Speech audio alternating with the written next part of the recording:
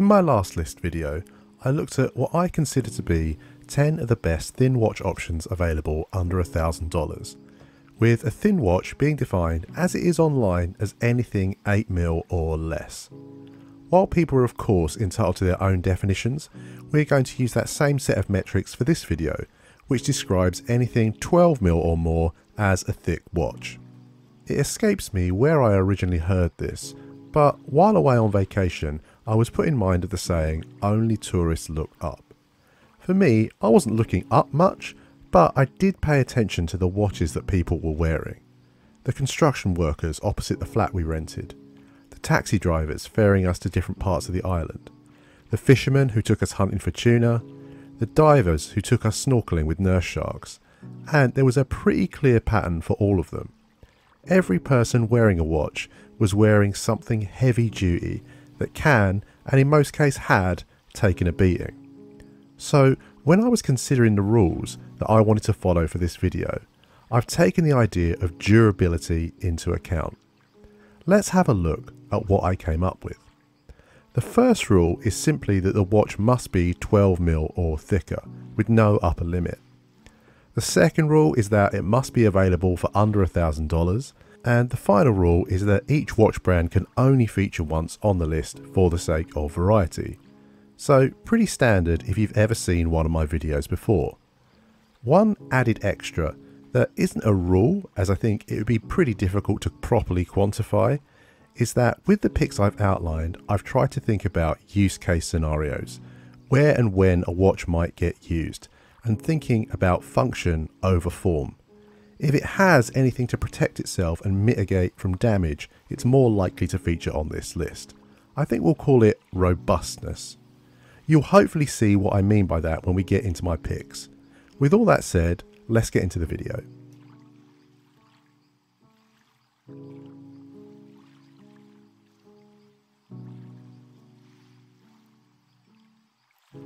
The Expedition Titanium is 41mm in diameter and 12.5mm thick.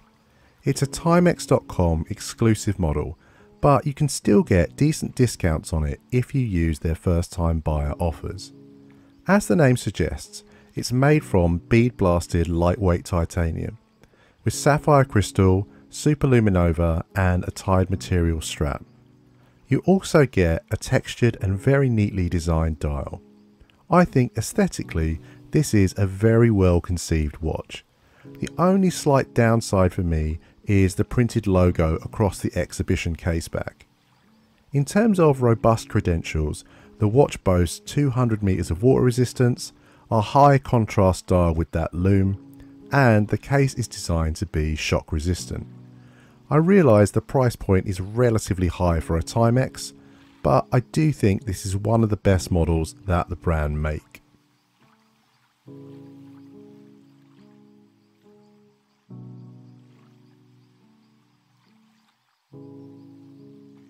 This Rangeman comes in at 18.2mm thick and is a really good example of a watch that's designed to cope with the most extreme use cases. To try and highlight that, let's have a quick run through the mitigations it features. It's rated to 200 meters of water resistance, allows for 5 separate alarms to be set. It also measures barometric pressure to give you a relative altitude reading. It features an automatic calendar and has an indicator for battery life. It has another sensor for orientation to allow for compass functionality and can also read the local temperature. The watch face lights up when you tilt it towards you to read the time. It has the patented GShock hollow core guard to protect itself, is charged through solar but can last up to 8 months on a full charge without seeing light. It updates the time atomically, and the spec list goes on to include a range of other more basic functionality you would come to expect from a G-Shock. The term Garda is coined after go anywhere, do anything, and while clearly you wouldn't wear something like this to a formal event, for any kind of going gets tough circumstances, it does almost everything you could possibly think of, all for under $400 and less than 100 grams of weight on wrist.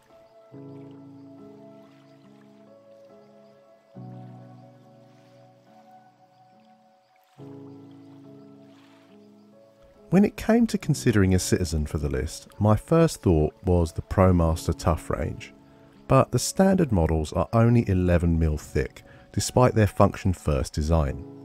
If you take a step back and look at the larger Citizen models in terms of diameter and thickness, there is a huge amount of functionality, but the dials are unbelievably busy, and in a lot of situations where time is an important factor, I'm not sure that the first thing you want is something that looks as complex as the inside of a cockpit. Instead, I've opted to feature this middle ground model, which has a lot more functionality than the tough models, but doesn't require a pilot's license to understand. It's an ISO compliant diver, has a chronograph, is rated to 200 meters of water resistance, features an ion plated case, and of course, being 13.8mm thick, fits neatly into this list.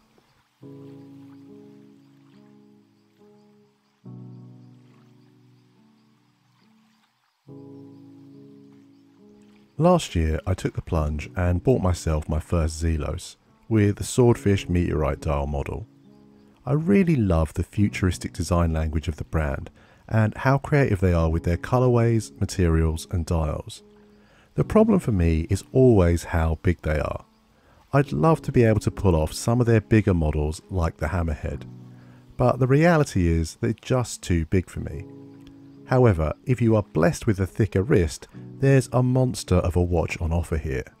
You're getting titanium with a hardened coating to keep the weight down, a rock solid case design, domed sapphire crystal with AR coating, 300 meters of water resistance, and if you go for something like the hammered red model, an absolutely incredible dial.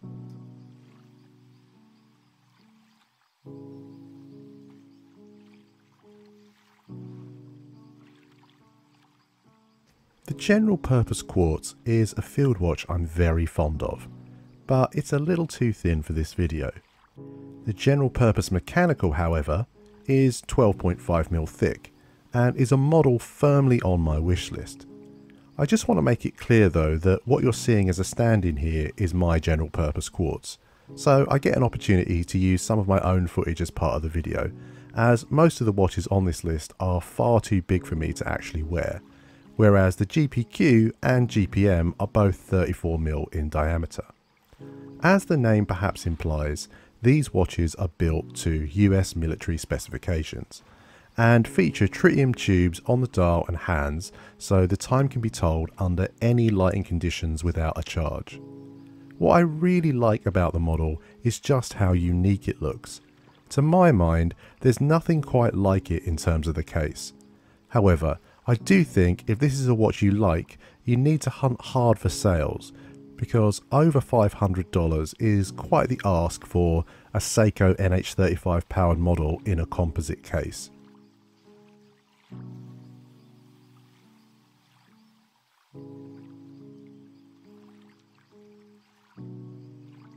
I've talked up the idea of adding a long form video to my retrospective series about watches in film, and I have started scripting it, but there are so many it's turned out to be a bit of a mountain to climb.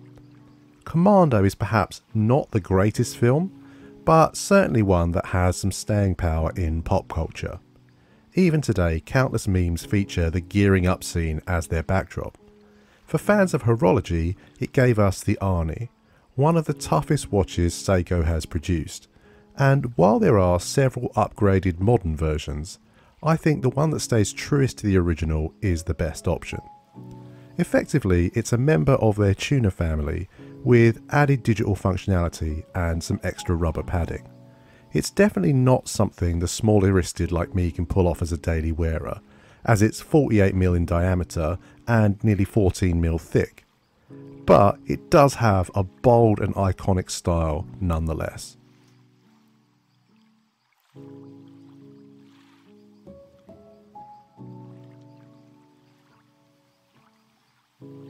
RZE are a brand best known for their use of titanium and their proprietary ultra hex coating that they employ to make the watches considerably more scratch resistant, and the same applies to the construction of their bracelets.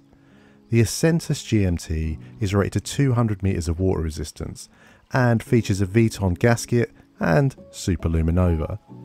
Unlike a lot of watches on the list, it's an automatic, featuring an NH34 GMT movement, alongside AR coated sapphire crystal, a screw down crown and screw down caseback. It's a lot more traditional than a lot of the watches on the list as far as watch design goes, and the same is true for the sizing.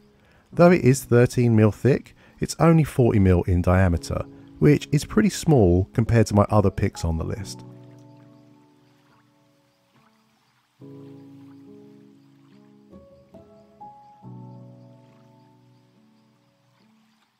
The Nazumi Aviera GMT comes in at 13.5mm thick, but much like the Acentus we just discussed, is only 40mm in diameter. The company assembles and quality tests their models in Germany, which is a roundabout way of saying that the parts are from the Far East. This does have a Miyota 9075 movement in it, double domed sapphire crystal with AR coating, and X1 grade superluminova. Its thickness is largely down to the fact that, like the Acentus, it's a 200m rated diver. While this doesn't boast the titanium of the RZE, I do think it is the most attractive timepiece on the list in the looks department. It's for that reason that I want to award it my recommendation of the video. For the simple reason that whereas a lot of watches on the list are great in terms of practicality and function over form, this one immediately just made me think, oh, I really like the look of that.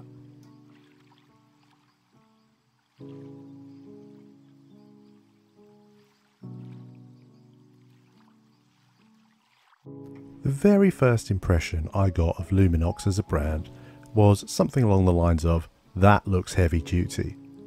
As the name of the Navy SEAL suggests, there is a military connection here dating back to 1992. I think this is perhaps the brand's most iconic range. It's certainly what I picture when I think of them. The Navy SEAL is a 200m rated diver, which measures in at 13mm thick. It also features their Luminox light technology, which features capsules of permanently glowing material instead of lume, which guarantees you can tell the time regardless of the lighting conditions. While you can get these watches on a bracelet, I think the Carbonox strap is more fitting, and realistically the option you choose if you are actually going into battle, or indeed any kind of physical activity.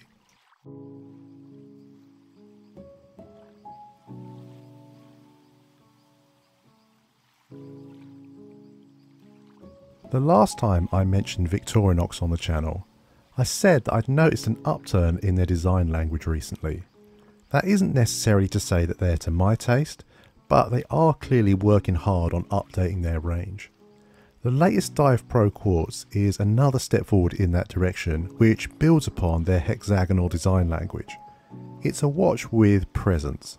At 43mm in diameter and 14mm thick, it's going to stand out on wrist. It's a futuristic aesthetic, but also a model that packs a serious spec sheet. It's an ISO rated 300m diver with scratch resistant coating on the bezel, and its movement is protected from magnetic fields that might interrupt its timekeeping. So there we have it, my top 10 picks for thick watches.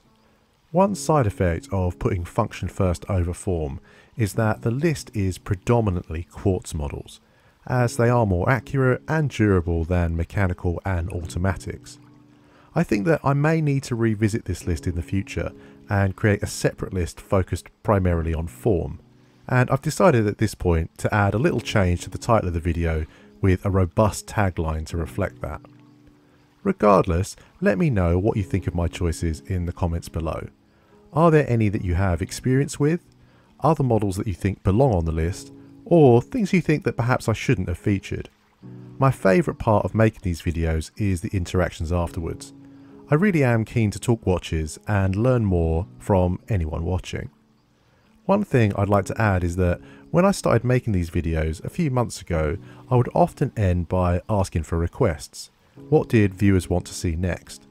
I haven't said it in a while, mainly because I've forgotten to if I'm being honest, but I'd just like to finish by mentioning that I've still kept up that 100% request to video record. So if there is anything you want to see from me, let me know. As ever, Thanks for watching. If you've enjoyed what you've seen or found it informative, consider dropping the video a like and subscribing for more content like this.